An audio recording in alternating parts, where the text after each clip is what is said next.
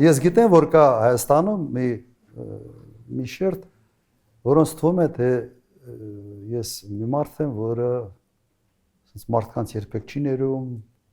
երբ որ դու սկսում ես վրեժխնդրությամբ ապրել, սա նշանակում է, որ դու առաջ չես նայում։ Վրեժխնդրությունը միշտ կապված է հետ նայելու հետ։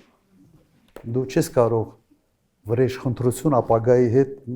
չի բռնում իրար, ուրեմն դու անընդհատ պետք է հետ նայես։ Եթե հետ ես նայում, դու առաջ չես տեսնում։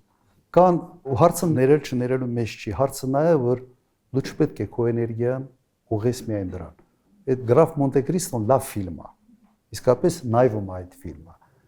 Բայց եթե դու ֆիքսված ես դրա վրա, դու խնդրեմ ունես։ Համենայն դեպս դու այդ դեպքում պետք է որևէ հանրային գործով չպահվես, ապագայի մասին չմտածես եւ կենտրոնանաս, ասենց անցյալում քեզ վատություն արած կամ քեզ դավաճանած մարդկանց հետ հաշիվներ մաքրելու վրա։ Սա լավ բան չի, հատկապես երկրի առաջի դեմքի համար։ Մենք տեսնում ենք Նիկոլ Փաշինյանին, որի ամբողջ կյանքի նպատակը վրեժխնդրությունն է։ Լավ տեղ չի բերում։ Ես նման դեպքերում ինչ եմ անում։